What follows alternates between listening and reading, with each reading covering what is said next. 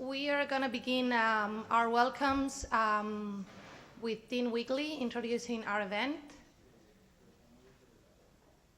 We'll go into more introductory remarks and welcomes from the organizers in a little bit. So we're very happy to have Dean Weekly introducing the second symposium on architectural history organized by the PhD students, part of the Architecture Inside Out series. So Mark, thank you. Thanks. Nothing really, other than to say hello and welcome to everybody. Of course, I can't resist a few thoughts about your title. Leaving to one side the 1940s to 1970s thing, but architecture and the state. Of course, the expression, I mean, actually in your typography you have the small and state large, but I think from an analytical point of view it would be the other way around, that the would be large and state would be small, because it's the effect of the state, the singularity of it, which is the primary effect of state, right? So one could even say that state is the effect of the, constructs a sense of the, right? And I mean not in a kind of abstract sort of analytical sense, but in an everyday mechanistic sense, that this is the actual function of so-called state apparatus, is to produce this effect. And of course, as you know, I'm bound to argue that this effect is the product of heterogeneous, incompatible forces. So the effect of that is an illusion produced by its very opposite, heterogeneity. So the apparatus of the state, or let's say state apparatus, is not and can never be singular. It can never be what its effect is. Its power comes from this effect, right? This illusion of singularity, which is the main work of the state apparatus, and it's an illusion with absolutely real, routinely deadly effects. So that would imply that this conference on architecture and the state really has to be about architecture's relationship to the heterogeneity rather than to the singularity, if it really wants to get, as it were, to the root causes, or at least would have to somehow set up a dialogue between what we think architecture is and the contradictions kind of veiled within the effect of the state. But of course, all of this becomes more complicated because architecture is itself, and this is why the conference is so timely and I think so interesting, is itself a mechanism for producing the effect of singularity. I mean, it's one of the mechanisms for producing that effect. So then we could reframe the question of the conference to say, the question is something like, what is the complicity or interdependence of these two effects, the effect architecture and the effect state? And of course, this interdependence is made obvious in the ease with which we all too naturally refer to the architecture of the state on one side, and not at all thinking that we're entered into some metaphoric territory. On the opposite, to think that we're moving into some sort of, I was going to say structural, but that would be the very same potential metaphor. We think we are really encountering the state as it were raw when we describe its architecture. But also in reverse, I think we all too naturally find it easy to think of architecture as a system of control, as it were a quasi or mini state apparatus. So, having said all of that, and I apologize for this, I then become interested in the titles of each of the papers, because of course in theory everybody to get into I mean the question is, how would one choose papers for a conference like this if what I just said to you is even half true? And I think it's at least 3/4 true. Of course, the temptation to choose papers that have a binary of architecture on one side and state on the other, which would be the normal way to proceed, is risky. And in that sense, I was kind of statistically, about 40% of your titles have the word "and" in it, like falling into the predictable pattern. But reassuringly, for me at least, the remaining 60% have in, of, as, by, between, through, under, versus, and from. And maybe that's a kind of limited set, and we would expand that. And maybe, of course, titles are what you throw at conference organizers in order to get in past the velvet rope. And then, of course, once you've passed the velvet rope, precisely the point of getting into the club is to do something different. So you have to be someone else to get in and then be someone else when you're in. That's the point. So presumably these other ways of thinking about the relationship architecture-state are going to emerge in this conference. And what would normally be regarded as sort of complications, if one thinks, for example, of so-called post-colonial theories, very extensive by now, even routinely academic demonstration of the essentially contradictory nature of colonial authority, self-contradictory nature of this would, it seems to me surely that we have gone beyond a phase in which the demonstration of that gives any kind of pleasure or any kind of access to tenure, for example. So there might be a moment in which the sort of joy of demonstrating the contradictions gives way to something else. And in the context of the state, surely joy would give way to virtual terror, academic terror, in the sense that contradictions would be understood to be more or less directly the agency of,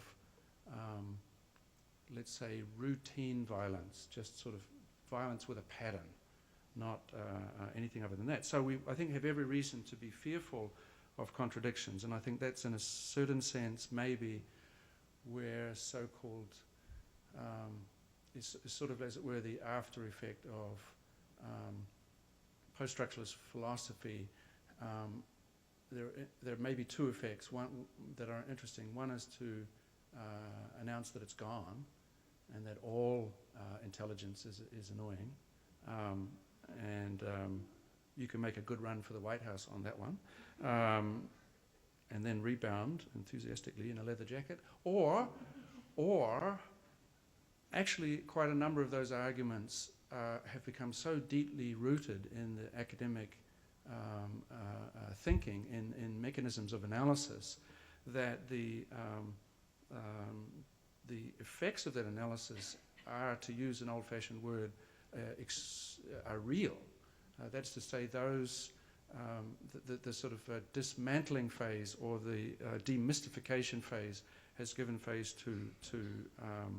has given way to an almost uneasy proximity between the operations of analysis and the operations of power outside of the university. And I think it's in that intersection that I would imagine that this could be a really good conference.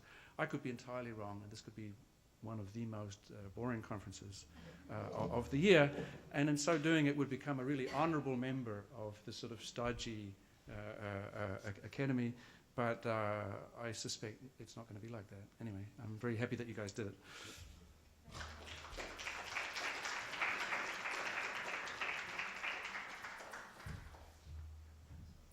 We'll see how boring we can get.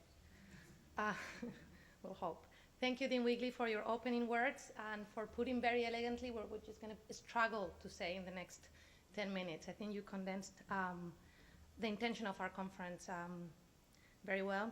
A special welcome goes to all the speakers of the conference who will be taking over it in a few minutes as soon as we leave the stage. Before this happens, the three of us, and here I'd like to include Ayala, and we will just lose control of the event, we want to briefly explain the way we see things. For us, this conference is not really about architecture, much less about the state.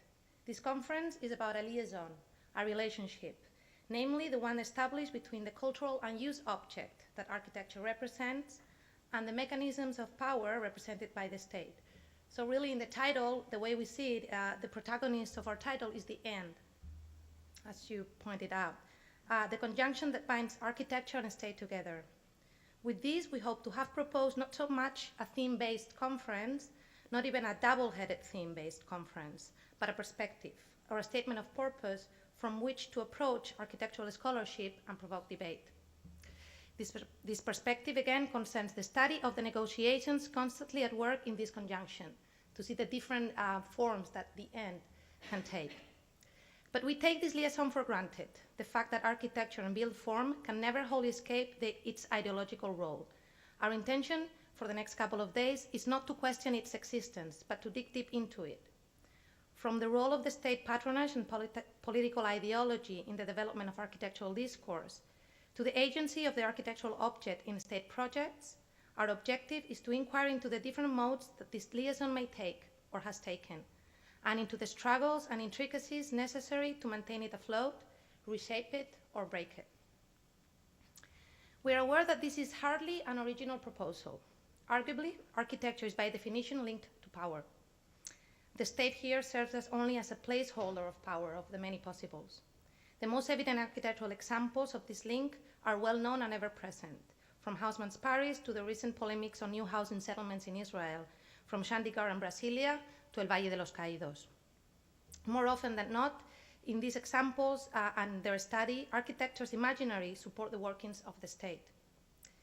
With our proposed binding of form and politics, we do not mean to invoke causality, or that any direct relationship can be assumed between the architect's position and the state, or between a particular style and a particular socio-political project. Precisely, what we hope for this conference is to throw light in the contingency of this relationship and showcase a matrix of possible links, while still revealing the workings of architecture as an agent for ideology. This liaison, we hope, will come out at the other end of the conference as a rather dynamic set of possible relations that oscillate between instrumentality, collaboration, critical negotiation, and resistance.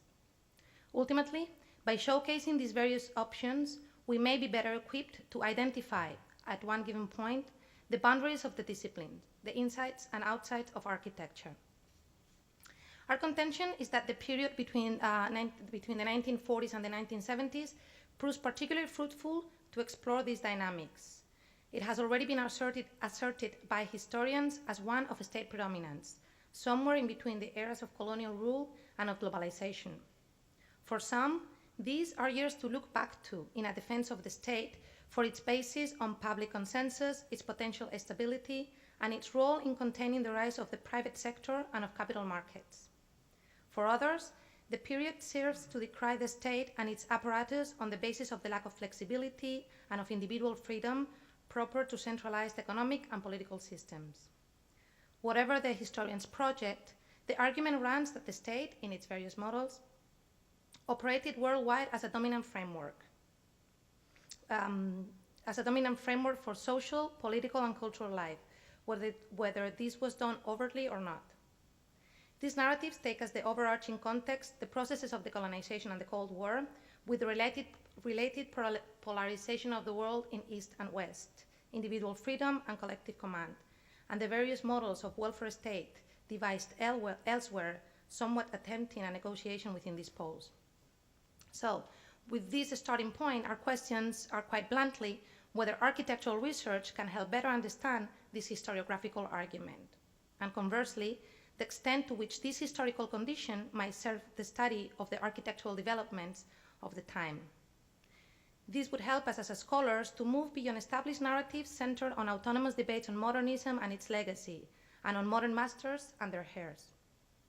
The question then turns to the position taken and the strategies devised by the architects and planners facing these new political scenarios, and to the way the architectural or urban object may embody these positions. On a larger scale, our intention is to assert architecture both as a disciplinary discourse with its own history, its own system of knowledge and set of values, but also as a cultural and political one embedded in the broader history of the place in which it takes shape. In taking the workings of the state as one possible material manifestation of power, against which and within which architecture operates, we open the discussion to specifics of the political agency of architects, urban planners, and the architectural object. This will force us to revisit the language, terms, and methodology one may use to approach these historiographically. This in turn may open up new ways to effectively better understand and potentially imagine both new architectures and new political scenarios. In short, the basis of this liaison that today we make the focus is that it forces to think and speak of architecture politically and to think and speak of the state, and at a larger scale of politics in terms of architectural and urban form. So, based on these premises, then the challenge that we decided to undertake with the organization of this symposium was to lay the grounds for an exploration of the themes, the methods, and the critical perspectives in current research, and that is, of course, your research, that could illustrate a panoramic view of the multifaceted liaison between architecture and the state in this particular period. With this goal in mind, our strategy became precisely to not define any geographic boundaries, political systems, or ideological constructs as the guiding frame of this conference, but instead, we chose to adopt and assess the global aspect of the role of the states as the general guideline for this exploration, and to rely on your responses to indicate the topics that would be at stake here today, the topics that could reflect many of the positions architects took during this period vis-à-vis the idea of the state and the works of the state apparatus. So this intentional suspension of a geopolitical frame and the apparently simple terms of the symposium allowed us to search for different and perhaps unforeseen associations among the proposed topics that then helped defining the 8 themes of the conference. It is through these themes that the conference explores how architecture participated in the rise and consolidation of state ideologies and its material manifestations in different state models. So more than the aesthetic construction of ideological images and particular histories by the state, and of which, of course, monumentality becomes its most visible expression, the architect and the urban planner were instrumental in the state's reorganization and development of urban centers and of peripheral and rural areas. And even at a larger scale, we find their intervention in the occupation of frontier territories and in the projection of state values and interests beyond the state's borders, like in the particular cases of the American advance and of the Soviet bloc. But this participation of architecture was never a simple process. Some topics will address precisely the complex mechanisms of implementation and critique involved in this liaison.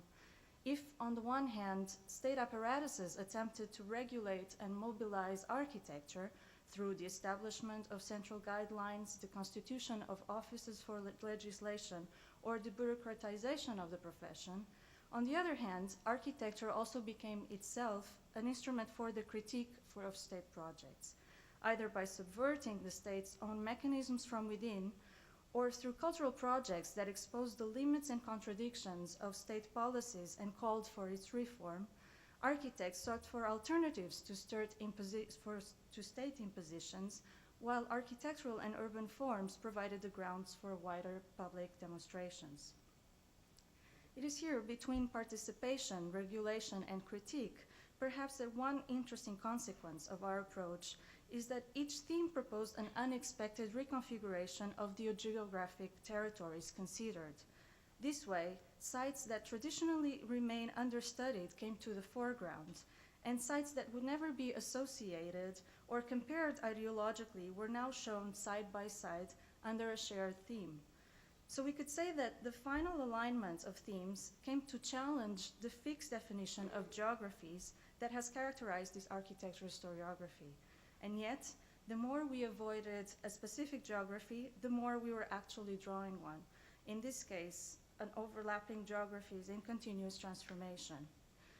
In conclusion, the themes of this conference reflect various stages during the period between the 1940s and the 1970s, where state ambitions were played in architecture, where architecture played a crucial role in the realization of state projects, but also where architecture became the voice to stake what kind of state was desired as an alternative to the one established.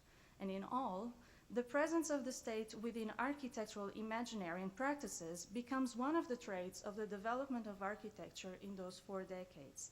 So studying this liaison between architecture and the state must inevitably measure the balance between the architect's idea of what the state should be and what the state effectively was. So having conceived this symposium as an experiment, we now invite you to join us in exploring the premises and intentions we just exposed and in opening them for debate. But before we leave the stage to the participants, we would like to thank all of you that have helped us in making this event possible. In particular, Dean Weegley, the GSAPP, and the Graham Foundation that have supported the Inside Out series and which now comes to a close. We would also like to thank our colleagues in the PhD program that have contributed on many occasions with their help and input namely James Graham, Ollie Amber Kennedy, Diana Martinez, Andrea Merritt, Peter Minoche, Alexander Quantrill, and also the assistance of Ben Protsky, Lucia Alijian, and David Inkel, with the many matters involved in the organization of the symposium. Finally, we also want to thank our moderators, Daniel Barber, Luis Cartañeda, Reynold Martin, Anna Miliaki, Ginger Nolan, and Felicity Scott for their precious collaboration, and all of the participants who arrived from all continents and who will be the real protagonists of these 2 days. We also have 2 brief final announcements. First, to inform you of the last-minute absences of one of our speakers, Alberto Sato, and of Kenneth Frampton, who will not be able to join us tomorrow, and whose panel will be moderated instead by Reynold Martin. And second, we also wanted to ask all of the participants to please make sure that you have signed and returned to us the release forms that were included in your individual folders.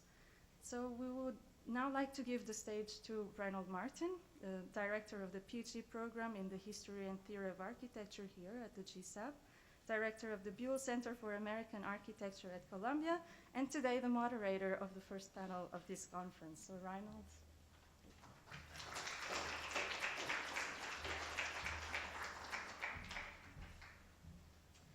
Welcome, thank you. I have to say that I am in awe of this group. You really, just before moving into the panel itself, I really feel the need to sort of recognize our organizers. We have been witnessing, and silently for the most part, over in the Buell Center and around the school, the production of the conference apparatus that is organizing our 2 days here. You just heard some of the protocols that have been put in place about paperwork and form filling and so on.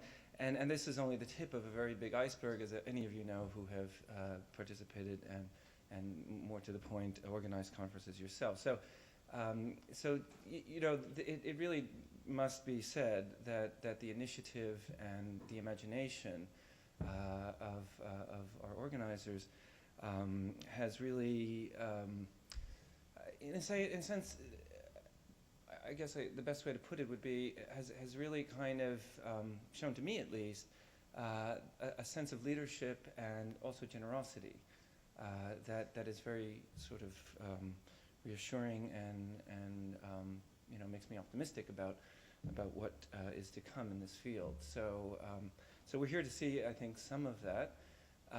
And around these questions that have already been very compellingly articulated.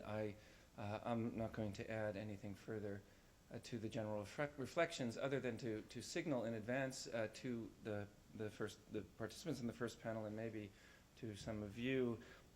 One of the questions that's been in my head as I've been sort of like indirectly part of this process of imagining and producing this conference, which is to say, it is interesting to observe and to find that a major conference like this is organized at a moment when the narratives that circulating in rooms like this and universities like this and like yours are probably dominated by the story that says that around the early 1970s, what begins to happen, if not sooner, is that the state or states in whatever form they take or have taken, tend to dissolve in favor of or in lieu of another set of apparatuses, transnational, extrastatal, and so on and so forth, that channel and produce power and circulate statements of various kinds, aesthetic, social, political, etc.,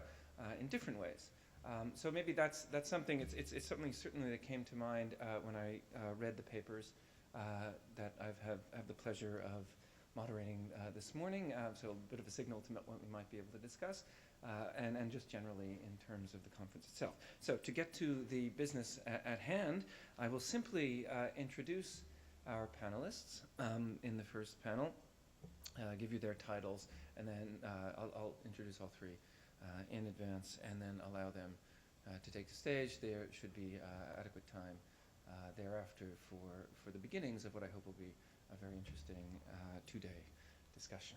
So to begin, Tricia Meehan doctoral candidate in architecture at the École doctorale Ville et Environnement at the Université de Paris 8, Institut Français d'Urbanisme, will present a paper titled Continuity Amidst the Chaos, the Reform of State Architectural Services in France, 1930 to 1946. She will be followed by Anna Józefaka, who is a PhD candidate across the way at the Institute of Fine Arts at NYU. And Anna's paper is titled Drafting at the State Design Office, the architectural profession in Communist Poland. And then finally, Joy Knobloch, who is a PhD candidate at the School of Architecture in Princeton, at Princeton University, whose paper is titled Going Soft, the Architecture of Community Mental Health Centers in the United States, 1963 to 1974. So I welcome all of you, our panel, and Tricia, to set us on our way. Thank you.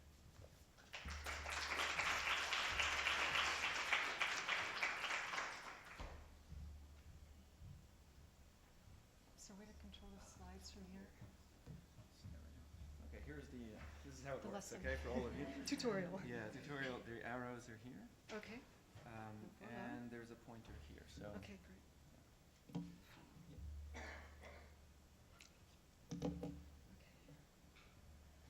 Okay, so just to begin, I'll say in advance as a kind of warning, this is an administrative history, so it might seem a little dry, but it in fact is very pertinent to the rethinking of this period in French architectural history that's just starting to go on right now in France. Okay. My desire to study the creation of the direction of architecture, established according to official sources in 1945, we'll come back to this, became a history beginning 15 years earlier. The archives revealed the continuous pursuit of a reform agenda from 1930 to 1946, unexpected given that the economic and political crises of the 1930s were followed by the war, the occupation, the liberation, and the very, very difficult birth of the Fourth Republic. As just one indication of the chronic instability of this time, between 1930 and 1946, there were 45 governments established on French soil, not counting the reshuffles or the governments in Algeria. So that's 2.7 governments a year. Understanding the continuity of the reform movement, given this context, required a reevaluation of accepted historical periodizations, citing ruptures in 1940 or 1945. For this study, the French state, and here I'm going to use the real name of what's called Vichy by most people. Its real name was l'État français, and I insist on using its real name for a reason that will be explained in a minute. So the French state could not be treated as something apart. What's more, the Beaux-Arts administration, based in Paris throughout the occupation, remained distant from the Marshals' regionalist agenda, which is one reason why I refer to it by its real name. As Pascal Horry and Caroline Poulain have shown, during the occupation, the Beaux-Arts civil servants continued pursuing popular front policies. Oh, okay. Sorry. Oh, okay, sorry. I'm just going to slide this in there. Okay, so Bâtiment Civil, a brief history. Where was I? Okay, so this paper thus has two major objectives. It seeks to put reforms concerning civil building services in their context, reforms that triggered the reforms of the state architectural services, while illustrating the important role of key civil servants present throughout this period. So for the brief history of the Bâtiment Civil, before the revolution, the management of royal property was dispersed and disorganized. In 1790, the Constituent Assembly began reforming the state building services, distinguishing between national property, what were called the Bâtiment Civil, the civil buildings, and royal property, the civil list, the Liste Civile, later renamed the National Palaces, and it was in the same year they created the Monuments Commission. The Interior Ministry was charged in 1791 with all three of these elements. So here we have the public edifices and monuments, and here we have the national palaces in what will become later the core of the Ministry of National Education. But these three organisms will have very different and diverse histories before being reunited in 1929. In 1794, the deputy Bertrand Barrère de Viezac called for the rationalization and centralization of state building services because this would be more efficient, less costly, and guarantee better quality in the construction and in the maintenance of public edifices. To this end, in 1795, the Interior Minister Pierre Benazek created the Conseil des Bâtiments de la République, so this is the original name of the General Council of Civil Buildings, and he established missions that would remain unchanged during its 175-year existence. And these missions are basically sort of a vision of public service. The first was to make sure that no work is undertaken at the nation's expense unless the resulting utility, necessity, and advantages are evident in advance.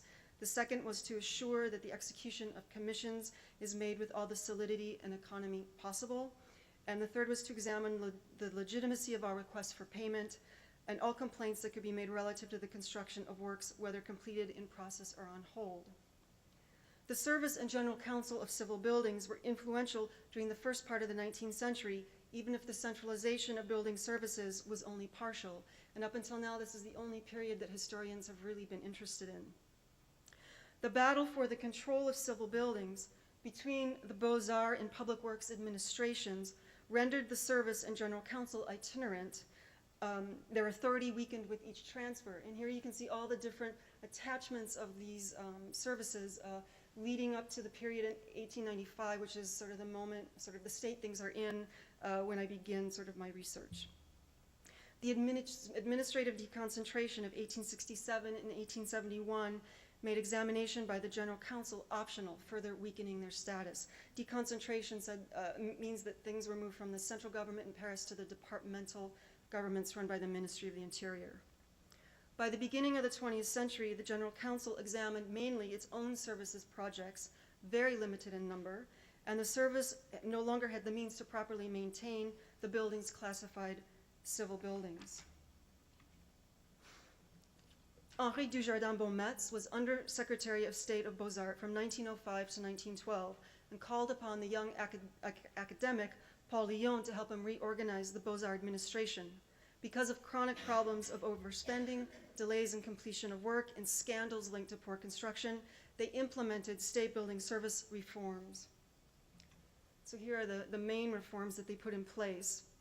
They restructured both the Civil Building and Historic Monuments administrations, and most importantly, in 1907, they reunited civil buildings with historic monuments. The national palaces are not yet back in the fold.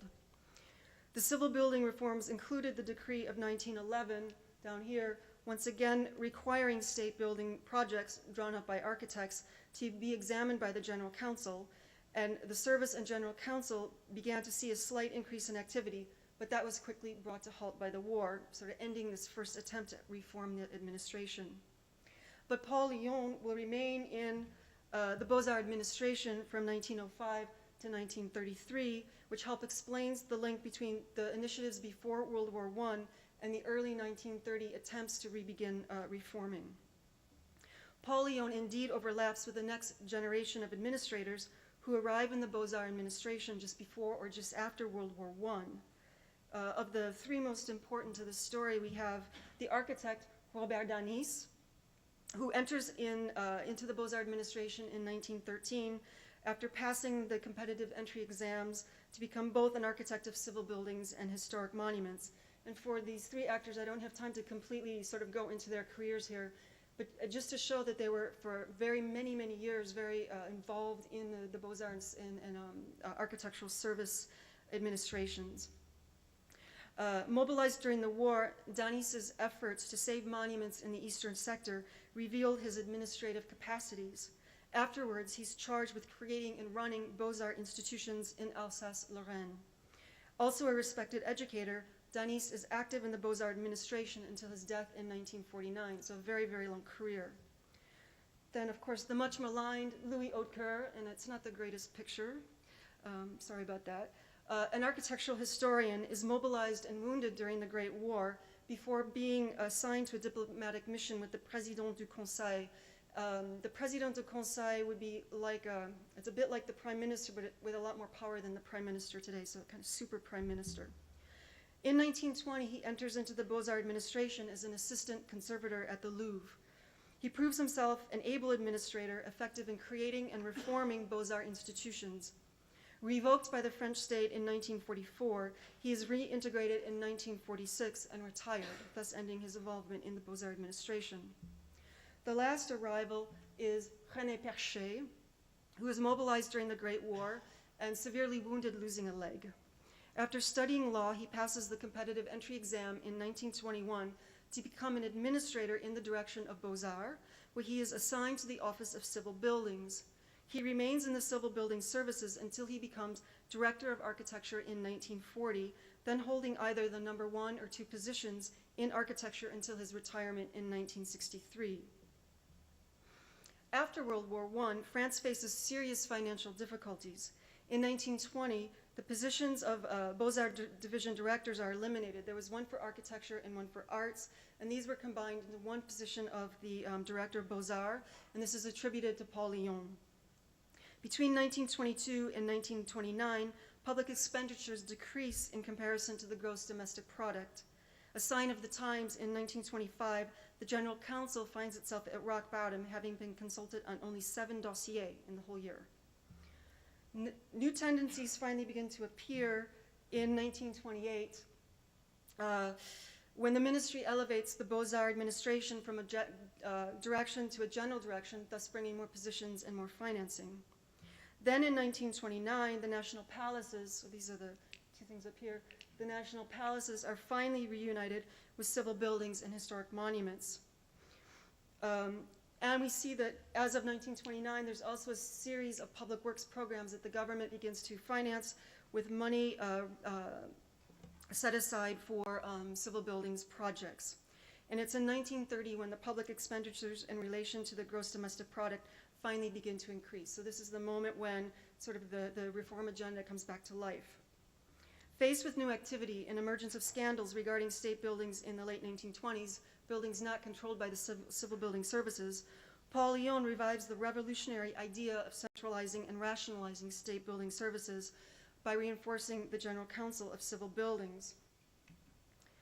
2 decrees in 1930 and 1932 expand the range of projects that must be submitted to the General Council, while the decree of 1930 also charges the prefect with assuring that the buildings are constructed according to approved plans, which made sense at the time because it was the prefect who awarded the building permits.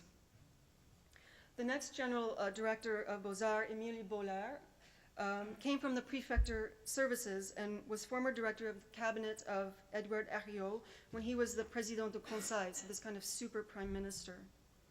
At the head of Beaux-Arts from December 1932 until February 1934, he reinforces the civil building services by creating a construction management office to handle the demands of the economic stimulus building programs.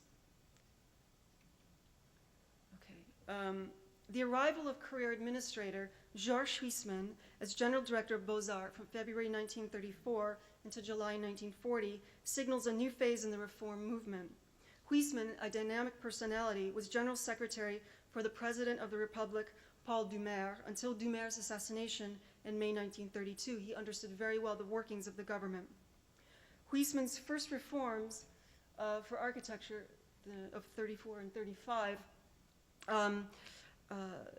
had dealt with the increased workload coming from the special credits programs. He augments the number of seats for architects in the General Council and creates a position of Associated General Inspector and Adjoint, first attributed to Robert Danis. And this is when Danis becomes more important in the central administration. The success of the Popular Front movement, founded in July 1935, leads to Jean Zay's appointment as Minister of National Education from June 1936 to September 1939, which was a really long time given the number of governments that came and went at the time. And his initiatives served to crystallize and accelerate the reform movement. Shortly after his nomination, Zay sends Danis to study the Office of Public Works in England, a model for the next reform. Renewing explicitly with the revolutionary vision, the June 1938 legislation here, a major reform, was a major reform of the General Council and outlined the complete centralization of state building services, the details of which are under study when the war breaks out. The decree law also now requires that the General Council examine all buildings built with state subsidies. So, for example, a lot of municipal schools had state subsidies. With the war approaching, starting in August of 1939, the ministry evacuates the Beaux-Arts administration from Paris. René Perchet is in charge of the administration, now based in the Loire Valley. Louis Hautecoeur participates in the evacuation of artworks from the national museums, and Robert Danis is mobilized.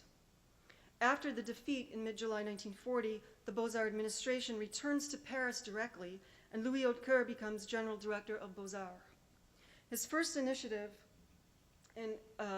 which is the one up here at the top in red, is a reorganization of the Beaux-Arts administration on December 1st, 1940, which includes the creation of the Direction of State Architectural Services in order to prepare for the centralization of building services as legislated by the Decree Law of June 1938. So he continues with the Front Popular policy. He names René Perchet the first director. This is a first step in major reforms not only of state architectural services, but also of the profession and education of architects. Briefly listed here, we don't have time to talk about that today, but it's also very interesting, his other reforms. The first constituent assembly of the provisional government of the French Republic, dominated by the left, seek to go further with the Popular Front reforms. In October of 1944, the National Education Minister, René Capiton, a Gaullist of the left, names Perchet interim general director of Beaux-Arts and charges Danis with assuring the direction of architecture. The Ordinance of 1944, which is the one at the top, elevates the direction of state architectural services to the general direction of architecture, now independent of Beaux-Arts and attached directly to the minister. Capiton then names Danis general director of architecture in December 1944, before reintegrating Perchet in the services of architecture in January 1945 as director of buildings, palaces, and urban ordinances, as well as interim director of historic monuments. So the general direction had two directions, and Perchet is at the top of both of them. Danis and Perchet participate in elaborating the new general direction structure approved on August 18, 1945, which is here, and this is often given as the official date of the founding of the direction of architecture, which is not the case, but it's an attempt to hide the fact that it was created during Vichy. The key reforms of architecture are now in place by the time the Parliament shifts towards the center with the elections of June 1946. On the eve of the birth of the Fourth Republic, the structures of a great architectural service, as imagined by Jean Zay, are finally in place. The first government of the Fourth Republic, inaugurated on January 21, 1947, must face the country's dire economic and material conditions. The emergence of the Cold War in March 1947 and the government's desire to benefit from the Marshall Plan result in the revocation of communist ministers in May 1947 and the most radical of the social ministers in October of that year. By October of 1951, the definitive shift of the government to the right arrives when René Plavon excludes socialists from ministerial appointments. In parallel, the Ministry of Reconstruction and Urbanism, the MRU, growing quickly, began to imagine its temporary existence as permanent, and in early 1947 requested control of the general direction of architecture. But the Popular Front dream of creating a Ministry of Arts is still alive, and architecture represented 80% of the total Beaux-Arts budget at the time. Huisman, now state councillor and a permanent member of the General Council of Civil Buildings, urges the rapid reestablishment of the general direction of Beaux-Arts, reuniting arts and architecture, with architecture now reduced to direction, in hopes of preventing the transfer, a recommendation implemented in August of 1947. This forces Danis into retirement, although he remains active as honorary general director, and Perchet becomes, or re-becomes, the director of architecture. The question of the attachment of the direction of architecture is not over yet, complicated by the fact that the Ministry of National Education insists on keeping control of historic monuments while not insisting on the same for civil buildings. The initial risk of transfer is now compounded by the risk of the breaking up of services that are finally, after 40 years of effort, integrated. In early May 1950, the National Economics Commission decides to transfer modern buildings to the MRU while leaving historic buildings with Beaux-Arts, despite the Central Committee of Investigation's recommendations against this because of the additional expenditures that this separation would create. Perchet leads the battle against this decision. Even if not overturned, it will not be implemented. Despite this reprieve, the tides have definitively turned on the reform movement. For the direction of architecture, it is now a question of survival. In guise of a conclusion, I would like to briefly say a few words about why the continuous presence and influence of the principal actors was possible during such an unstable period. First, the Third Republic, early on, sought to depoliticize civil servants. Political affiliations were only supposed to be a factor for high-level appointments. Long-term support of the reform movement in architecture came from career civil servants who spent their careers in the services of architecture or in Beaux-Arts, and their aim was to create the best public service possible for the management of state edifices. Their convictions were based on the pragmatic concerns that came from the day-to-day management of these buildings. Secondly, it was precisely the civil servants who kept the administrations functioning during these years, despite the revolving doors on the ministers' offices. Also countering the instability, it was common to see ministerial portfolios colonized by a political party or a group of closely aligned parties. And the ministers during this period are on two slides. Here we go through the French state, and you can just see that most of the ministers from the Third Republic are center-left and left affiliated. So this is certainly the case for the National Education Ministry, except during the French state when it's attached to these more left-wing ministers. The banishment of the left from the governments between 1947 and 1951 is one reason why the radical ministers charged with national education down here, and especially as of 1951 with André Marie, are aligned with centrist rather than leftist tendencies. Thirdly, the modernization of all state administrations is a government objective starting with the economic crisis of the 1930s and is pursued at the end of the Third Republic by the French state and by the provisional government with often very similar objectives. And here I'm talking about the civil administrations. What's more, the reforms being prepared by the Popular Front, stopped short by the war, were in a sense ready and waiting. So at each major restructuring of the state, the civil servants responded rapidly with propositions already thought through. This is why the Front Popular policies carried on so long. This is one reason why many in the Beaux-Arts administration found themselves at a loss when confronted with the first governments of the technocratic Fourth Republic, who put bean counters in charge of reforming administrations, pursued through the logic of eliminating positions. The efficient delivery of good public service, the predominant concern since 1930, was no longer the objective.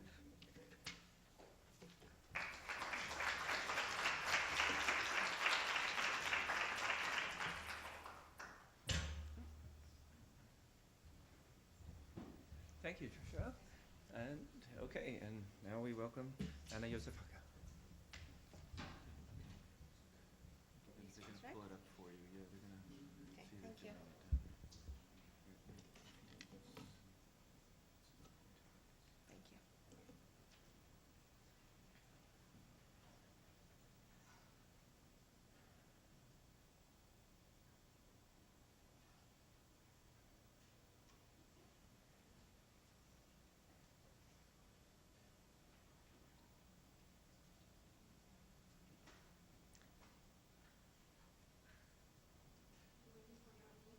Yes.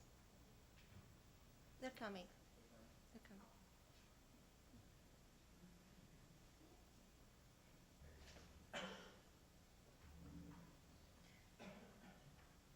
In Poland, in the aftermath of World War II, the architectural profession became deeply politicized, as did all professions, a condition fostered by Poland's self-appointed communist leadership. The changes implemented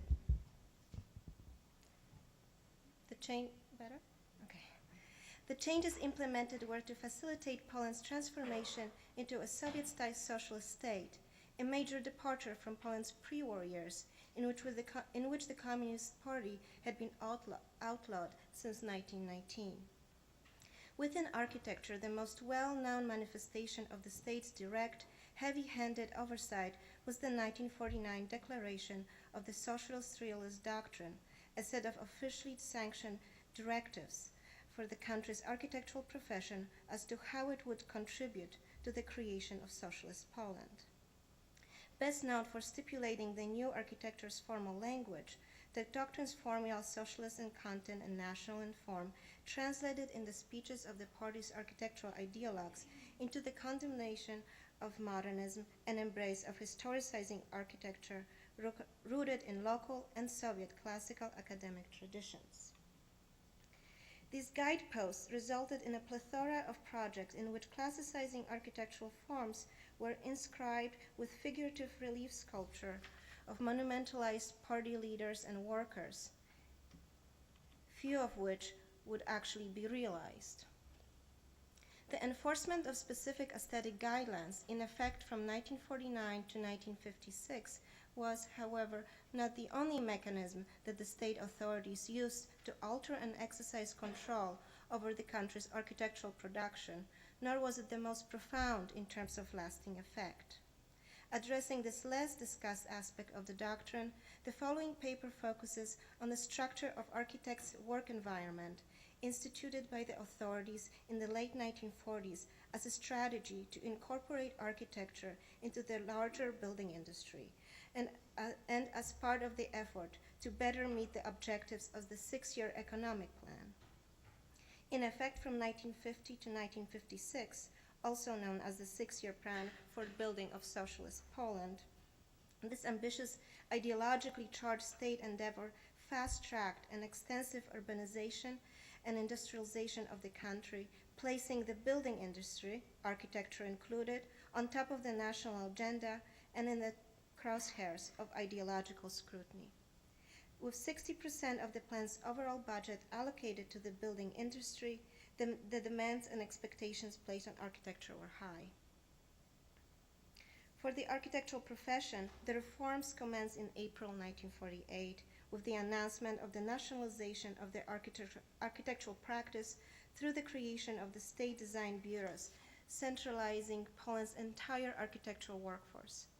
With this move, the state authorities discontinued the pre-existing framework of the country's architectural profession, namely the small and medium-sized private design studios offering a wide range of architectural services to private and public clients alike.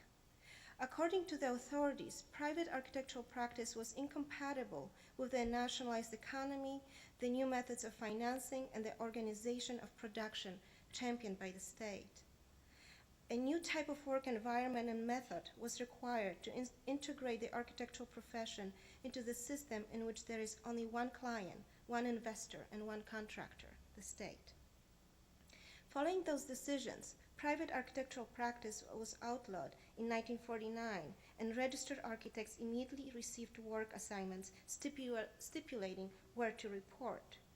Housed at first in temporary facilities, in the early 1950s, the state design bureaus were relocated to offices specifically built for the purposes. Situated in the country's major cities, the large concentration were to be found in the capital, Warsaw. Under the direct control of the Ministry of Building and the State Commission of Economic Planning, as well as more specific branches of the economy, heavy industry, for example, the design bureaus fulfilled commissions for all buildings budgeted for construction within the given economic plan. As state production enterprises, the bureaus were not comprised of architects alone, but also incorporated non-architectural management, administrative support staff, as well as a variety of building technicians. Architects, a minority within the bureaus, were distributed amongst the smaller studios, most of which were composed of no more than several members. In the mid-1960s, trained architects constituted only 10 to 15% of bureaus' overall employee count.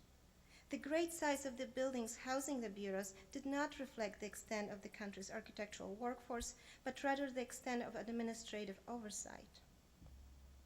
Under the new system, architects were categorized as office workers, given the primary task to manufacture architectural drawings, officially referenced as technical documentation. The drafting work was subject to the same management guidelines as those in effect for other state-owned production facilities. The adopted measures reflected the central administration's commitment to rationalization and standardization of architectural production. Most important of the socialist realism motto was the exercise of economic discipline on the part of the workers, in which all activity required substantiation of real necessity, backed by official order, and carried forward with utmost economic efficiency. All management decisions implemented with the state design bureaus aimed to increase productivity and reduce production costs. With the prescribed 8-hour workday, the architects were pressured to meet and surpass given quotas. The architect's work schedule defined how many hours a studio should spend producing an elevation or section and how much material, tracing paper, was to be used to achieve that assignment. In producing technical documentation, architects were responsible for conferring with technical experts, also employees of the bureaus, to produce appropriate documentation for electric work, plumbing, etc., and ensuring that every set of design meets the approval of various economic and design committees set up on departmental and state levels. Every team was obliged to deliver status reports at monthly briefings held by the bureau's management. In 1952, a Warsaw architectural studio was allocated 1,338 hours to develop a design concept and a full set of technical drawings for a proposed cultural club with 9,300 cubic meters of space. When calculated, this gave studio approximately 14 hours from start to finish for each approved drawing required for the complete set of documentation. Such work conditions gave the bureaus their unofficial name of the design factories. One architect described the conditions of which the work during the 1950s and 1960s as an assembly line for production of technical documentation carried out within the noise of large offices by randomly assembled teams of architects. With what was effectively extrapolated from the state design bureaus was the research that prior to nationalization was once integral to the design process. Under the new system, research and experimentation were delegated to special research institutes, also staffed by architects, engineers, and technology experts responsible for creating design guidelines, establishing building standards, and developing typical design elements, which would then be supplied to the design bureaus as drafting aid. Their use was mandatory. The purpose of this centralized research center was to establish uniformity in the technical documentation produced nationwide, as well as to streamline the design work performed at the bureaus. It would be incorrect to assume that the new system and the work methods eradicated the traditional view of architecture understood in terms of the merger of art and technology. Although limiting the formal language available, the state expected utmost creativity from its public servants in the interpretation of the socialist realist doctrine. Architects continued to be rewarded for innovation, while architectural students and future State Design Bureau employees were taught that architecture was a creative process, its end result an expression of architects' subjective vision. Moreover, the institutional structure of the State Design Bureaus continued to cultivate the notion of architectural authorship and mastery of the profession. Studio active within any given bureau allowed individual architects to develop and maintain privileged positions based on professionally recognized accomplishment. The studios followed a hierarchical personnel structure not dissimilar to that of privately operated design ateliers. At the bottom were the least experienced members of the team, usually recent graduates, whose position equal to that of apprentice. Starting as assistants, in time they would gradually rise to the position of designers, followed by the title of senior designer, and eventually head of studio. Each studio and the work it produced would be identified by its assigned number, but also by the name of the chief designer, who would be considered the leading author of the work produced under his or her direction. Due to the state's control of all media, it is difficult to obtain a balanced assessment of the State Design Bureau's effect on the profession. This is especially true in regards to the era of socialist realism, one of the more repressive and propagandistic periods of communist rule in Poland. But even reading between the lines, one senses that in general, architects mustered little enthusiasm for the nationalization of their profession. A survey of the 1950s popular press and issues of Architektura, the main architectural publication of communist Poland, revealed that the country's architectural profession framed the practices that characterized the state design bureaus as a threat to a good socialist architecture. The negative reaction to the announced plans to form the bureaus were likely instantaneous and equally politicized. Already the 1948 official statement announcing the state design bureaus took a defensive tone and was delivered to a, quote, skeptical audience. The state design offices, it was underlined, would provide freedom from the burden of time-consuming bureaucratic procedures such as securing building permits, registrations, and approvals, as well as afford architects protection from the uncertainties of employment present under free market conditions. Moreover, the new work framework would guarantee that architects will see their projects realized, as only pre-approved building commissions with secured funding would be passed along to the design offices. Most important were the assurances that the new institutions would not strip the architects of their authorship or disregard the creative component of design process. Efforts would be made that the bureaus would not turn into monstrous bureaucratic machines, but rather support and nurture the creative process that goes into producing high-quality designs. By those who performed it, the work in the state design bureaus was commonly described as lacking any requirement for creative process or allowances for experimentation.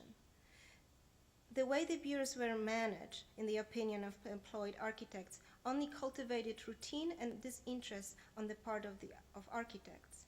The speed with which the architectural studios were required to deliver materials to meet deadlines did not allow for proper thought processes to be carried out, leaving architects alienated from their own designs and dissatisfied with the end results. The system of work oversight and multi-tier approval process was detrimental to the architect's sense of responsibility and authorship. To clarify his points about the complexity of the bureaucratic structure and cumbersome, time-consuming approval process faced by the architects, the author of a 1956 article, for example, included a diagram that illustrated the process through which an architect of a design, in this case of a housing estate, had to go through in order to have the design approved and passed on to the state contractor. Inscribed within the circle is an endless meandering line representing the 2-year path an architectural design was obliged to follow in order to fulfill all the requirements and pass through various verification committees. Resembling a labyrinth, the diagram does little for understanding of the system in place, other than to suggest that it was hardly decipherable even for the initiate.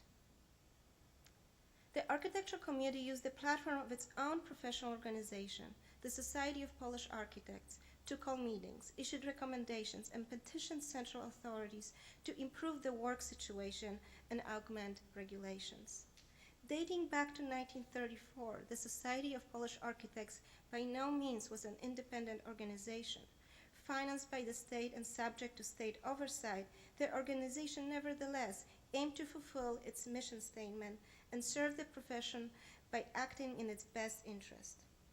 Without direct party affiliation and run by architects elected to their posts by fellow members, it provided the community with a platform for a professional discussion about issues pertinent to the condition of the profession. Upon the creation of the state design bureaus, the society concentrated its efforts on the issue of architectural creativity, code for freedom from state oversight, and its place under the new system. Its ultimate agenda was to alter the organizational structure of the bureaus and architects' work routine. In 1953, for example, buttressed by surveys circulated among the employees of select bureaus who voiced their dissatisfaction with the work atmosphere and routine of the bureaus, the Society issued a recommendation addressed to the State Advisory Council to reintroduce special hours within their architects' work week that would be dedicated to creative exploration. If granted, the architects would use the time to dedicate themselves to study and research of design problems.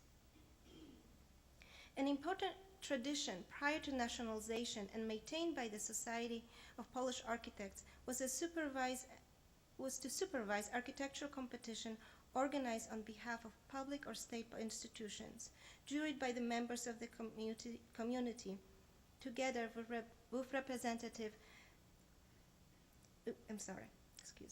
with those representing the commissioning institutions and state economic authorities. However, during the socialist realist era, few competitions were called, and those that were held were by invitation only and without society's direct involvement. Following the thaw, the Society made the case that their competitions held a key to preventing Polish socialist architecture from stagnation and regress, counterbalancing the work performed at the design bureaus. In 1956, the competitions were described as the architects' independent salons, instances in which the designers could fully explore the subject at hand. An especially strong message in this regard was sent by the Society in 1956 in connection with the competition number 213, which sought proposal for a Polish embassy building in Beijing. The architectural jury, charged with evaluation of the quality of designs and constituted by members of the Society, rewarded prizes to projects that did not meet the competition guidelines and so were automatically disqualified from realization. The practice, introduced at this critical moment in Poland's political history, in which architectural juries disregarded the competition requirements, thus rewarding architects for design innovation alone, was never reproached by the authorities, but in fact accepted. In the opinion of one communist-era architect, such structured architectural competitions were recognized as relatively harmless ways to bring some satisfaction to professionally frustrated architects.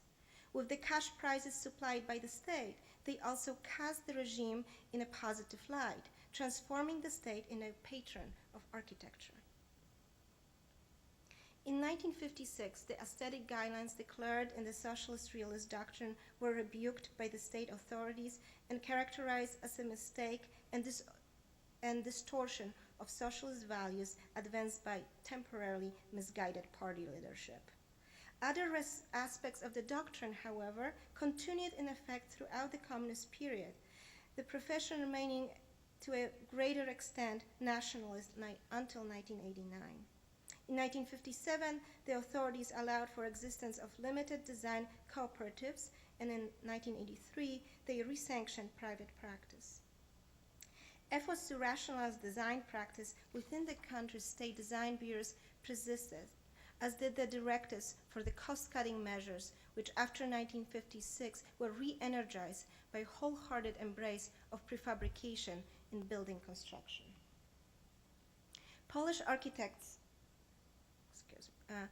architects steadily over the years criticized the organizational system in place, repeatedly complaining that it was detrimental to the quality of architectural design. Architects who practiced under the system have pointed out that quality of Polish architecture of communist era should not be judged based on what was actually built in Poland, a reflection of our ill-funded, dysfunctional bureaucratic system matched by subpar construction work and poor quality materials. Rather, the era should be judged by unexecuted designs, specifically entries to architectural competitions. In the opinion of one architect, the projects submitted to communist-era competitions externalized the ideas and hopes of architects, which are otherwise effectively suppressed through the routine of office work.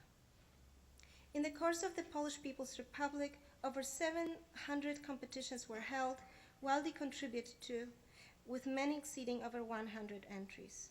Since the competitions involved prize money, they were important sources of additional income, a powerful incentive for underpaid state office workers. However, becoming a financially successful competitor was not achieved by winning first prizes. Among the most sought after prizes were the second prize finishes, which provided the recognition of the architectural community, financial gain, but not carry the risk of construction. In 1907, the tongue-in-cheek article, an experienced participant and juror of architectural competitions, presented his colleagues with a winning formula in which he factored all the variables, including jury makeup, one's architectural precedence, graphic presentation, amount of labor, and so on. While encouraging the practice of entering competitions, he at the same time warned the readers against aiming too high and winning the first prize, emphasizing the inherent dangers.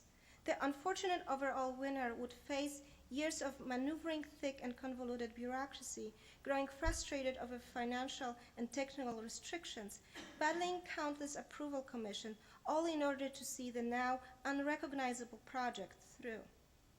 Faced with these prospects, the author of the article concluded that first prize winner may as well give up and move to France. Being hired as a draftsman in one of the large architectural bureaus there would be more satisfying than being an author of a realized building in Poland. Beginning in the 1950s, as the architect's desk-bound future within design bureaus crystallized, and the architect found himself no longer welcome at the construction site, professional pressure on the state to offer outlets for the relative autonomy is lost, resulted in the increased number and popularity of open competitions. The desired second place finish, with its cash reward and freedom from institutional oversight, ironically would bring the competitor no closer to the site. Thank you.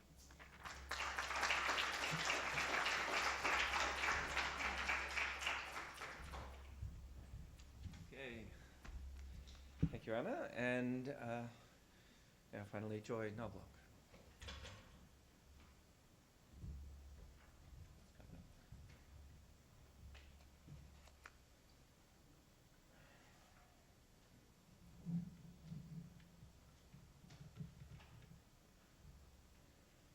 To start, I'd like to thank the organizers for this opportunity, and I'd like to thank you all for coming. Going Soft, the Architecture of Community Mental Health Centers in the United States, 1963 to 1974.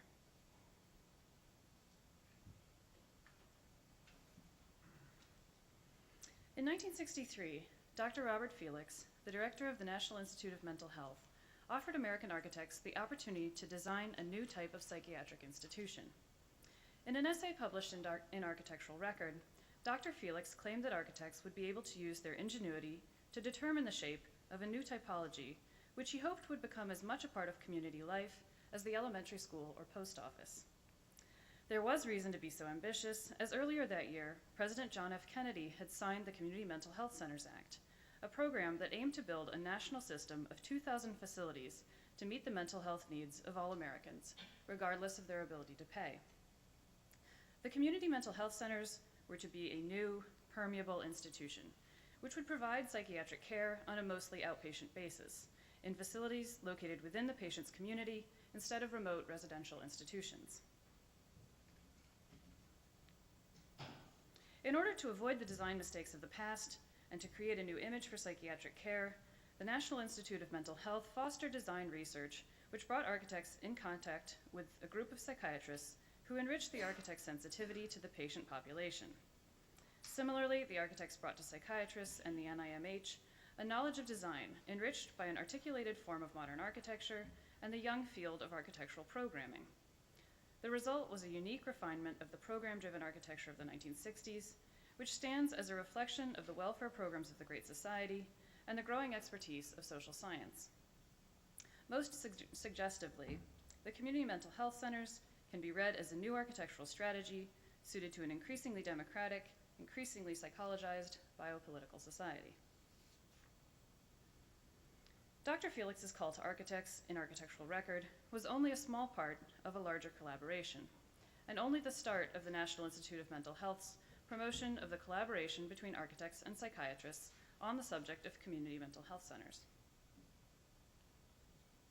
In the same year, the NIMH appointed an architect, Clyde Dorset, shown here, to oversee the grant application process, a process which included 3 stages of drawing submissions: schematic, preliminary, and working drawings, but nothing compared to the previous diagrams of process. A few years later, Dorset and the NIMH sponsored a prototype study for a San Francisco facility by architects Ellis Kaplan and Herbert McLaughlin in concert with 2 psychiatrists, Dr. Joseph J. Downing and Robert A. Kimmich. The San Francisco study was published as a large award-winning volume, which was intended to serve as an early guideline for potential applicants to the CMHC program. Following the San Francisco study, the National Institute of Mental Health sponsored the 3rd annual Rice Design Fete at Rice University. The Rice Design Fete consisted of an intensive 2-week working session for a gathering of the top architects and psychiatrists at work on new institutional designs. 6 pairs of architects and psychiatrists participated in the Rice Design Fete, and each pair was responsible for directing a group of 5 architecture students and 1 community mental health trainee as they developed their scheme. Each team started with a different American community in need of a center, and the teams were to use the demographics, aesthetics, and programmatic needs of the community as the basis for their design. While the information was taken from actual locations in the United States, the locations were used anonymously to stand in for prototypical communities, yielding subtypes of community mental health centers. The 6 types were metro suburban rural, research-oriented, urban slum ghetto, state and general hospital, Midwestern rural, and heterogeneous urban. The design schemes ranged from a long, linear bridge between the hospital and the community in the proposal by architect William Caudle and Dr. Alfred Paul Bay, to McKinley and Foley's scheme for a, quote, continuous form, where the facility was broken down into smaller elements whose programmatic components were further articulated as separate volumes. Architect Kiyoshi Izumi continued a longer collaboration with Dr. Humphrey Osmond, but instead of producing a building design, Izumi produced a diagrammatic language of nested circles, indicating the various combinations of individual and group spaces in his scheme. Izumi and Osmond's team started with the census data for their catchment area of 150,000 people, somewhere in the southwestern US. The team identified the area as composed of various ethnic and social groups, ranging from suburban residents to, quote, hillbillies. Their strategy was to create an environment where such diverse persons could be encouraged slowly to interact with each other in increasingly larger groups, an idea they illustrated in the diagrams. The architects of community mental health centers learned a great deal from their interaction with psychologists, though of course architects like William Caudle were already in pursuit of programming expertise by this time.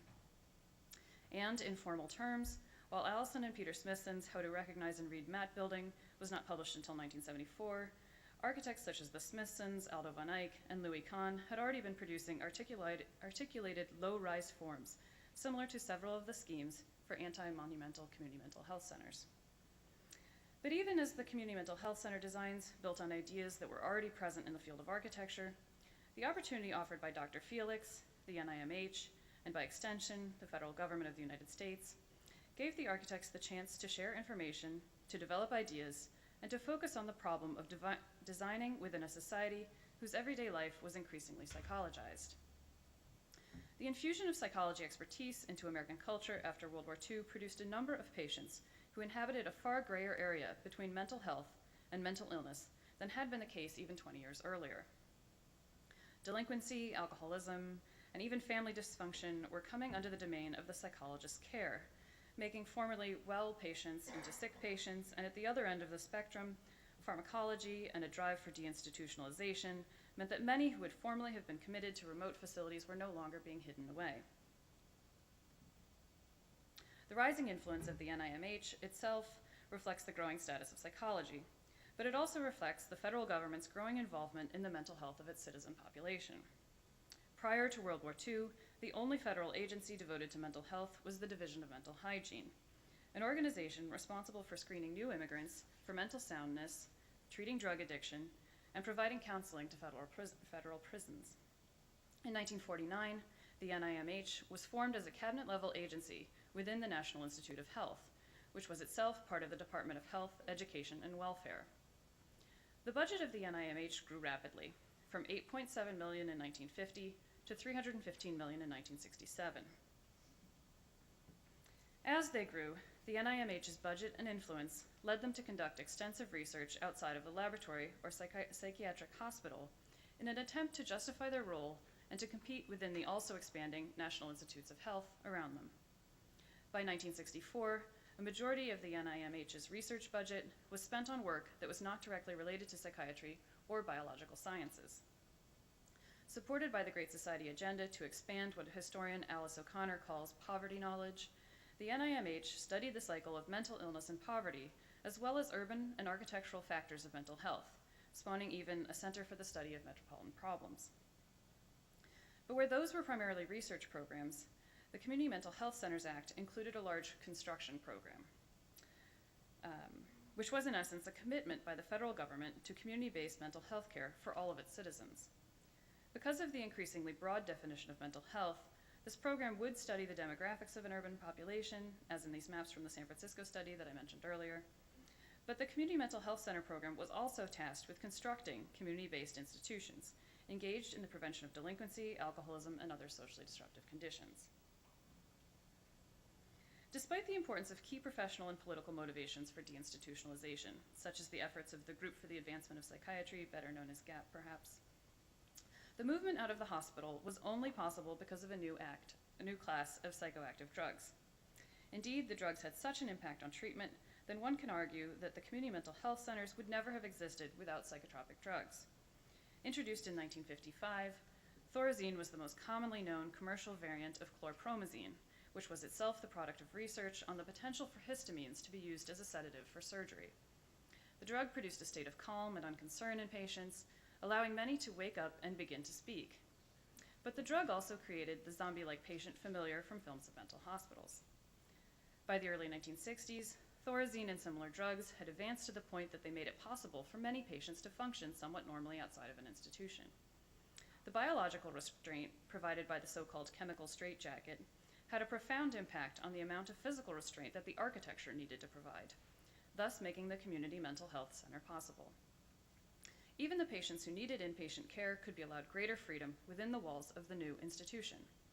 Psychoactive drugs internalized the architecture of restraint, altering the internal environment of the patient's mind and freeing up the external architecture, as would later be commented on by architects Hans Hollein and Ron Herron. Indeed, this conception of the Community Mental Health Center as anti-restraint was presented in an NIMH publication through a graphic juxtapositioning of a restraining mechanism known as a Utica crib, which is on top, with the architecture of the Community Mental Health Center. In a sense, the drugs made it possible for the environmental controls to be dissolved into the individual patient's brain chemistry. Unsurprisingly then, the internalization of control was frightening to many, particularly by the late 1960s and early 1970s, as criticisms of psychiatry generally and the Community Mental Health Centers program specifically grew. For example, in 1968, Dr. Kenneth Keniston published an essay called How Community Mental Health Stamped Out the Riots, 1968 to 1978. Even he has a defined time period. Chronicling a fictitious Operation Inner City, which followed a strategy of total saturation of psychology experts to finally stop the riots. Another psychiatrist, Chaim Shaitan, accused the Community Mental Health Center program of setting up, quote, a government-subsidized conveyor belt, end quote, which led psychiatrists to adopt the techniques of the modern factory, using management tools instead of seeing many disorders as behavioral adaptations to larger social and class issues. Given the late 1960s context of racial tensions, urban riots, and the targeting of community mental health centers to low-income populations, it is understandable that the use of drugs made many people uneasy. In order to quell such concerns, thorazine and a similar drug, stelazine, were advertised to psychiatrists as a modern tool for a modern psychiatry, using so-called primitive art as a foil against which to make the comparison. Juxtaposing the paraphernalia, smooth blue pills, sleek eyedroppers, and brown glass containers, with the organic forms, fuzzy hair, and smiling face of a so-called primitive art object, One ad for Stelazine from 1976 emphasized the modernity of the drugs while at the same time naturalizing them. A similar ad for Thorazine called the drugs the basic tools of Western psychiatry, comparing them to the basic tools of primitive psychiatry, exemplified by religious art from Togo in Africa. There was some confusion in the captions of the advertisements. Sometimes they're placed in Tongo, but they're from Togo. This attempt to show drugs as simply the more advanced, reliable, modern form of a very old basic practice had definite racial overtones, given the choice of African art as the background for the modern pills. Other advertisements made the connection between drugs and race even more clearly, as in the Haldol advertisement, featuring a burning building and an African American shaking his fist, as described by historian Jonathan Metzl. In order to evaluate whether the politics of psychopharmacology or the community mental health center program itself were liberatory or repressive, we will have to frame the political conditions it inhabited. For while the advent of psychopharmacology and deinstitutionalization changed the architectural manifestations of psychiatry and the relation of the state to its citizenry, it was only a new turn in a political era that was considerably older, that of biopolitics. Writing in the 1970s about changes in 18th century France, Michel Foucault described a shift from the era of sovereignty wherein power was exerted by the sovereign's right to take life to a situation characterized by the administration of life.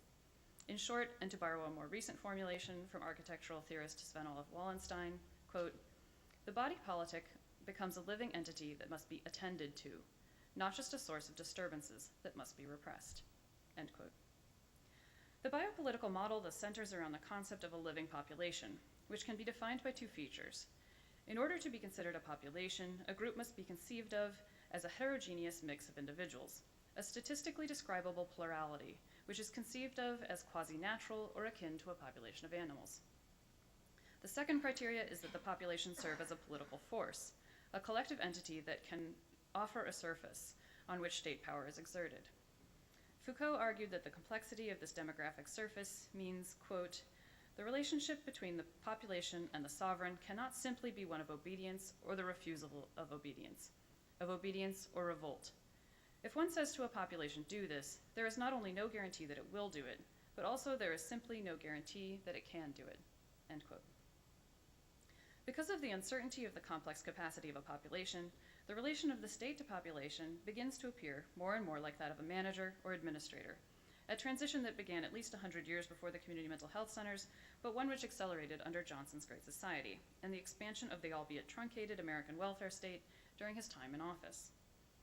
To manage the population of the mass democratic state, the federal government employed the tools of social science to study the features of the population's heterogeneity in order to assess its capacity to sustain the kind of action the state desired: productivity, reproduction, and by the mid-20th century, consumption. As Wallenstein pointed out, the exercise of power over a population requires closer attention from the state. In the Community Mental Health Center program and in similar programs, the welfare bureaucracy used statistics, interviews, maps, functional diagrams, and other such techniques of poverty knowledge. At the federal level, the success of the Community Mental Health Center program was charted by its saturation of each census tract toward the goal of providing a center for each catchment area. Each American citizen was considered a potential patient, regardless of age, race, gender, or as I mentioned before, the ability to pay for care. The image on this slide, then, is the map that Clyde Dorset used to track the progress of community mental health center construction. Once a grant was approved and a facility was under construction, the catchment area was colored in yellow and a pink pin was stuck in the map. Later, a blue pin replaced the pink one when the building was completed. The image of the map was used as the cover of an NIMH pamphlet about the program called A Citizen's Guide to the Community Mental Health Centers Act. The representation of national progress was a fitting poster child for the program in that it was explicitly intended to replace the broken system of state mental health hospitals with an enlightened federal effort. At the urban level, the NIMH required applicants to show that they had considered demographic trends, juvenile delinquency rates, surrounding income levels, and the location of other health resources in the area. Being increasingly an outpatient program, the facilities needed to attract patients and their families on a voluntary basis. In order to do so, the facilities needed to understand who they were serving. You might call it their audience or their market, but perhaps population fits best. The image of the institution was an important part of appealing to the local population. And Dorset and the other architects and psychologists realized that they would need to design something very different from the restricted inpatient psychiatric hospitals of the past. In the 1960s, the image that needed to be avoided was that of the giant buildings constructed in the 19th century as hospitals for the insane, but also, and increasingly, it meant modern hospitals and the psychiatric wards that they housed. Most commonly, these were the so-called block-style modern hospitals in the United States that were built after World War II under another large federal construction program known as the Hilberton legislation.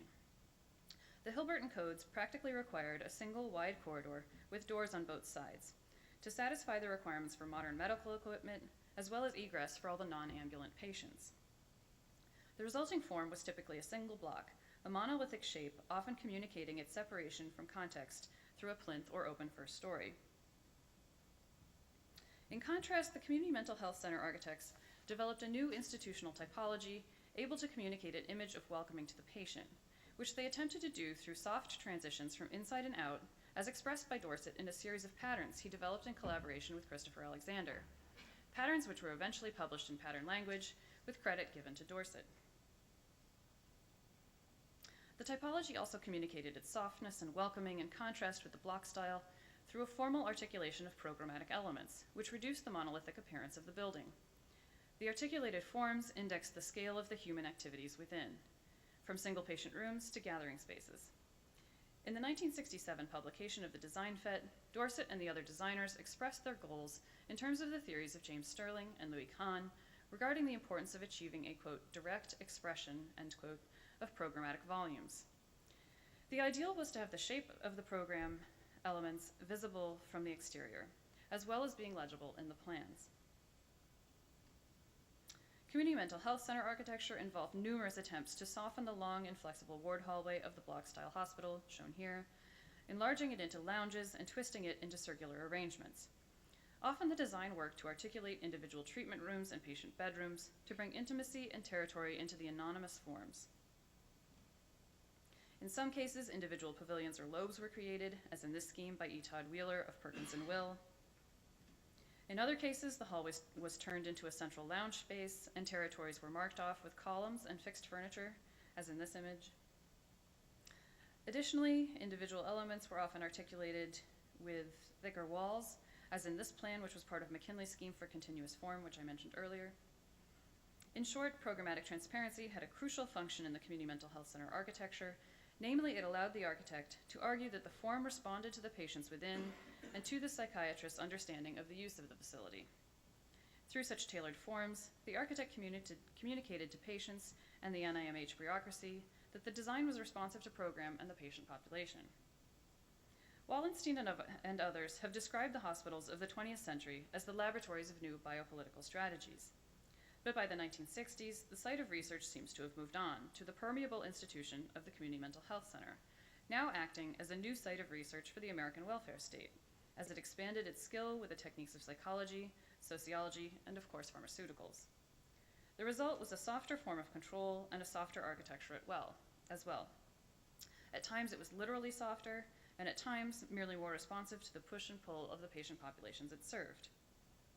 The permeable institution blurred the boundaries of inside and outside, replacing physical restraints with a complex of urban, architectural, and even chemical systems of attention and management. The architecture of the community mental health centers was both a manifestation of the population-based governance of the American welfare state and a new technology for attending to the welfare of its population. As the size of the bureaucratic apparatus increased and the state came increasingly to exercise power at a very fine level of resolution, any given member of the population would find the government more attentive or responsive to his or her needs, while at the same time being controlled by more complicated and more intimate means. But for purposes of this conference, what might be the most important point to observe is the way that formal strategies combined with social science to produce a new, if short-lived, site of biopolitical research. For it was this blend of disciplinary knowledge which enabled the community mental health centers to act as they did, serving as an architectural mediator between a mass democratic state and its population, in an age when form began to follow Thorazine. Thank you.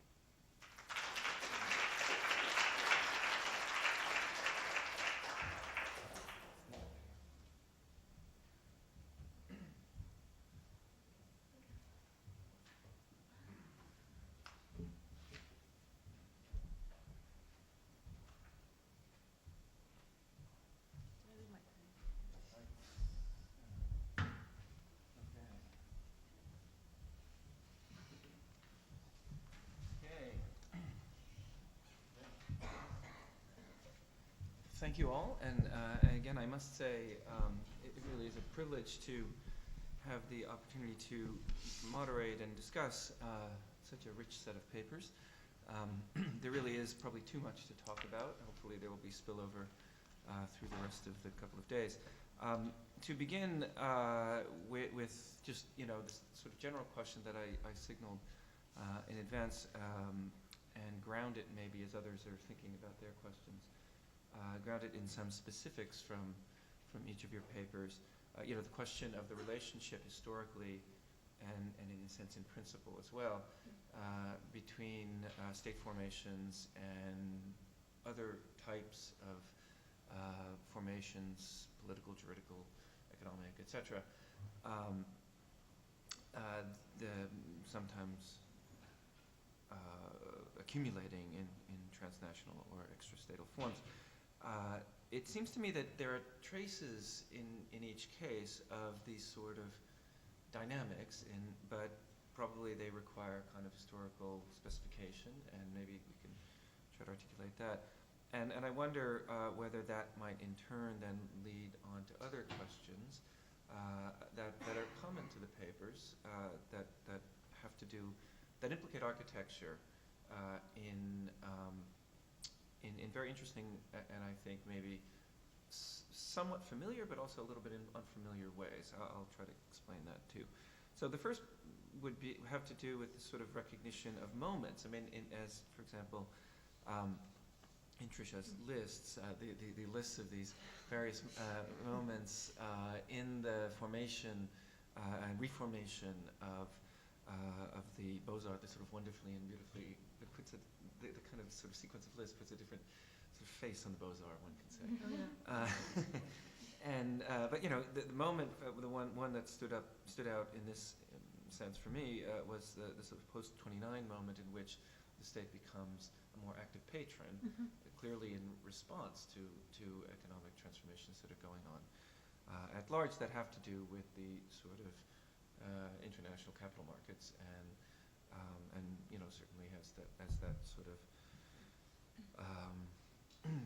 that was expressed in France. So there's something going on in quote unquote the private markets that the state seems to just respond to, but certainly there's more at play there.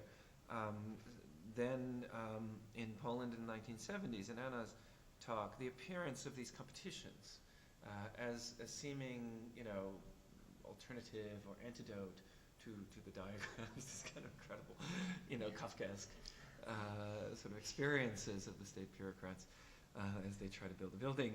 But the diagrams, the drawings, these fantastic set of drawings that you show, if you think that diagram next to the drawings of the competition entries, register another language, which we might also associate with another set of patrons, clients, and historical processes, namely I'm thinking about the super graphics and the sort of highways, and namely those of the suburbanization and of countries like the United States, the kind of internalization of transportation systems in the language of architecture, but also of signs and symbols that kind of quite, in a sense, in stark contrast in the early 1970s to the sort of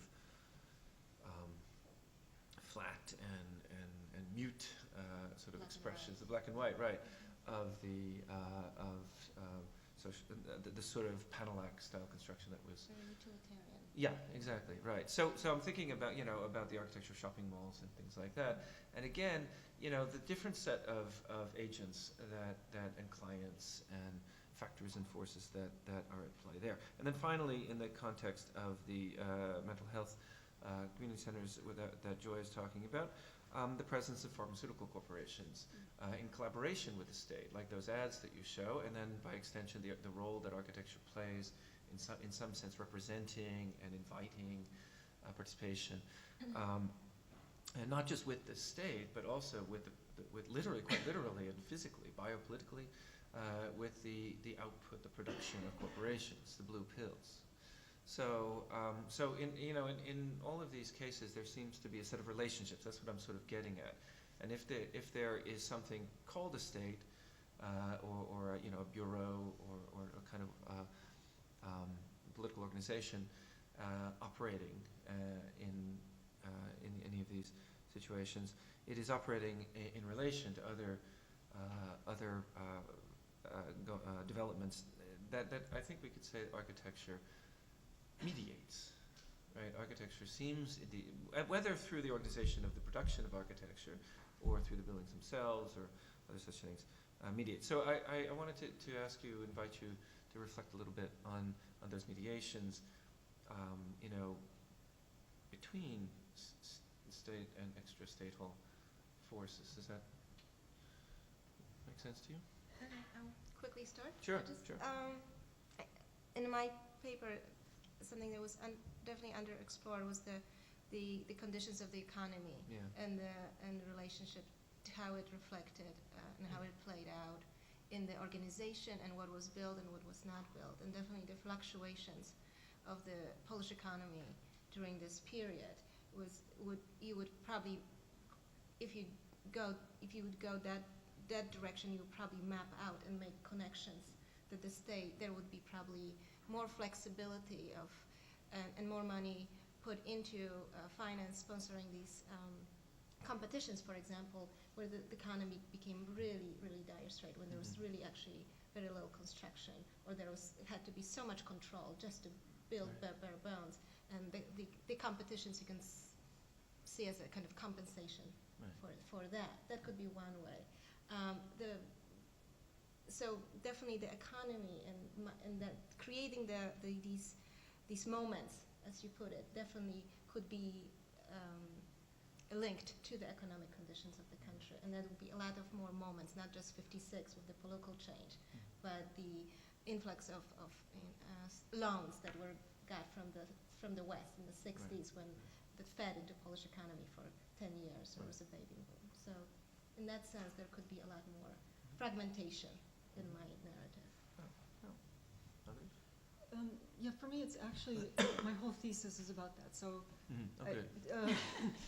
it's every part starts with one whole chapter on what's going on in the society, the culture, the government, more large. So I'll try to be brief about something that's actually complex. I showed just a little bit that list of ministers. For 17 years, these are all the guys who were sort of in charge of national education, and with the instability, there was a real, at the end of the Third Republic, the parliament was really in crisis and unable to function at many certain moments. And starting already in the late 1920s, there's a moment when they abdicate their powers and hand over to this président de conseil, this kind of super prime minister, the right to legislate without going through the parliament. And this is more and more the case of what happens in the 1930s.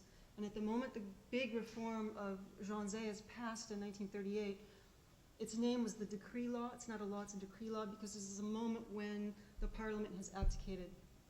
And so the decree laws are passed without parliament approval. And it's something that the government, here the government means the group of ministers, you have to kind of be careful when you get into these words.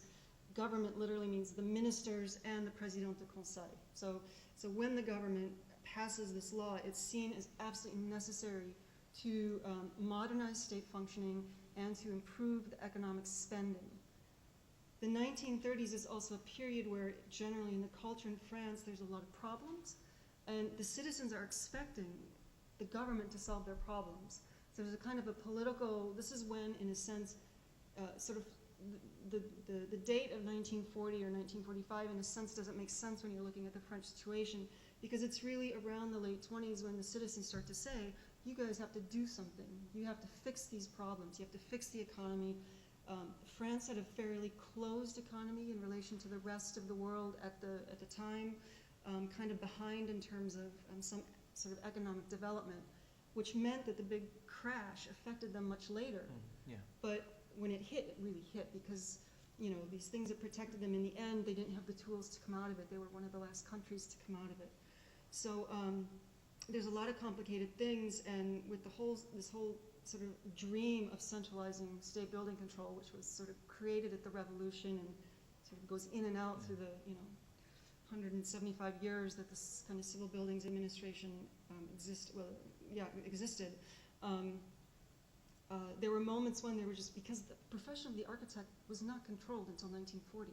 Anyone could call themselves an architect and make a building, and so there were a lot of problems with, there were people who were basically surveyors that would act as architects. So there were a lot of problems with building quality construction, which is why it was so important to have something, an organism like the General Council, looking over what was being built, because otherwise you just didn't know what you were going to get. And they had ministry buildings with foundations that were failing, and battles with the city of Paris about who was going to repair subways, stations, and streets. And I mean, there was a whole kind of it was a very kind of complex scenario, but sort of there was a need really to control these things, because there was a lot of stuff going on that just was real not good.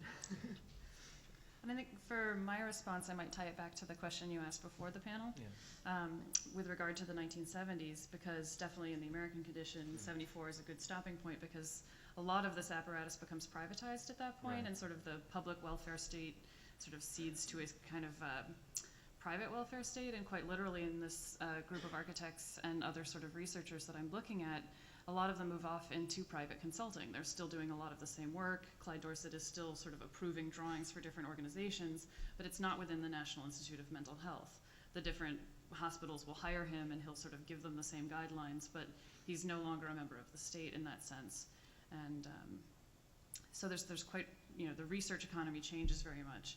And I think the drug companies are part of it, but in the early 60s, it's definitely the professional psychiatry groups that have a lot of power in pushing this and getting it started and moving. So I think that's another sort of, in addition to sort of companies and other kinds of private groups, the status of social science changes so much in the early 60s that I think that's another sort of, state and social science expertise, and that kind of state-sponsored research economy is definitely worth describing. No, you're all, I think, exploring very, very interesting interstices, kind of, let's say, avenues in what seems to be a question looming over this discussion, which has to do, to put it in a sort of more abstract terms, whether or not and in what sense a state can be understood as a form of enclosure, right? In other words, as a self-contained, because in particular in both of your papers, partly because of the political economic situation that the actors were operating under, and the sort of institutionalization of, a kind of socialist or quasi-socialist state that in different ways, as you say, sealed itself off or reinvented or reorganized its institutions, produced the effect of a kind of outside, right? But in more, maybe let's say historically speaking, rather than metaphorically speaking, that inside, has been shown. You sort of showed this to be permeable, but in different ways, and that seems in itself interesting and important. In some sense, in demystifying some of the hierarchies, the sort of, let's say, the bringing down to earth the figure of the state as something other than a rhetorical construction, as a sort of material practice, in a sense, that is formed and reformed, as again you're showing in architecture, analogously, by virtue of its status as a material practice, capable of throwing up these kinds of representations, the arrows, the super graphics, and the panel, the Beaux-Arts facade that was actually being produced by that bureaucracy, and indeed these very nice, happy, humane Team 10 projects that you show, seems importantly situated within this set of relations. In any event, I'm assuming that there are questions at large, so if you, we will, yes.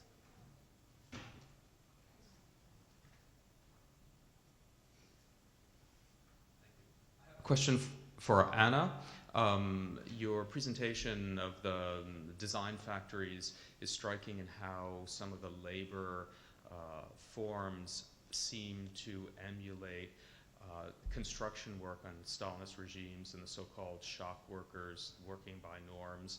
And I was wondering if there was also any pressure on draftsmen to work quickly enough to exceed the norm. In other words, to sort of engage in what construction work was called socialist competition, if you know that term. I don't know if you know that term. This was all about that. This was especially socialist realism. This was the sort of the culture of the worker and the sort of the regime of the worker, who was the kind of the ideal model. So and then the attack was on the intellectual as a result. So turning architects into office workers to bring them, kind of see them presented not as intellectuals and artists, but as again, in this case, office workers. But they were definitely, especially in this period, which is extreme, of again subjecting them to the same, scientific management and exceeding the norms. Definitely bringing them in the design before the due date would be some kind of financial bonus to the team. For So they would be financially rewarded for exceeding norms? Yes. And but then I have to qualify. This is a very and I think goes to your kind of comments. What we often do, and I definitely did this here, is that we create this kind of a monolithic picture of the communist Poland, that nothing changed for 40 years. This was extremely because of the tension within the society, because this was not a popular regime. There were this process of tension and then negotiation between the authorities and the in this case architects. That there was always this issue that in order to stay in power, there always has to be some kind of giving in a little bit, just to suppress the violent revolution against. Yeah. So again, in certain moments in time, for a few years, there would be, for example, prizes for exceeding. This might change in 3 years, and then will be absolutely completely different set of rules. So I don't want to generalize that. No, I absolutely understand this is a Stalinist system within a very specific point of time, but I think it's important to basically state that it was a monolithic system at any point in time, given the government's position, and the way it worked in construction is that if you exceeded the norm, you were paid very well for it, then the government would use that to establish the new norm, which meant that the standards of production speed were even higher. That's what I'm getting at. Absolutely, and then popular kind of understanding, this is the worker, the bricklayer, exceeding the norm and becoming the hero and having his, portrait, paraded in the, pageants. The same thing with architects. Thanks very much. We have lots of questions. Apparently maybe we'll take them all. We'll gather questions, as as we do to be efficient as good bureaucrats. But the question of agency that you're discussing is another one that I think circulates, and I wanted to just highlight that. And maybe that's going to come up in the other questions. It also was noticeable that the office workers in your slides were, there were many women in the slides, in contrast to the middle-aged male constituency of the enlightened mental health program. So anyway, there is a certain heterogeneity. Okay, 1, 2, 3, 4. Yeah, I'm going to let you all organize the questions, and then Ismail, yeah. To Anna, you showed, I was struck by the fact that you showed architect as this sort of very repressed figure, this creative figure, but then he's been repressed by this state bureaucracy. But if we consider how Reinhold was saying that state, not as a completely enclosed, super entity which is able to control everything, but it's always, whose boundaries are porous and it's always being challenged from different sides, then how can we understand this sort of contradictory figure of the architect, which is staged by the state as sort of having these two sides, creative and technical, as a figure which manages a certain risk? that when things go bad or things are not sort of completely lining up, there's this element of creativity as, the figure of the genius, which is nevertheless allowed to continue within this bureaucracy.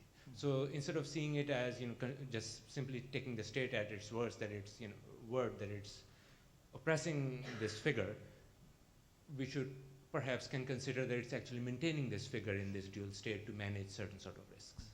Okay, so the figure of the architect, now we have to, they're going to be very rigorous about this. Well, I want to thank everyone for their wonderful presentations, but again, I have to direct my question to Anna. It speaks to a little bit of this, the idea of the inside out and kind of the nature of state as enclosure.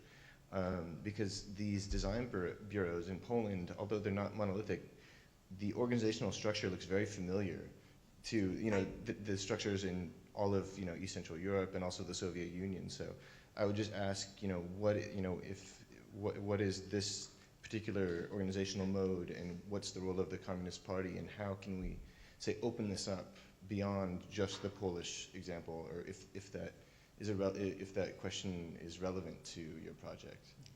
Okay, we'll let you answer all of those. No, well, just one more Hold question. it for a Sorry. second. It's not for me.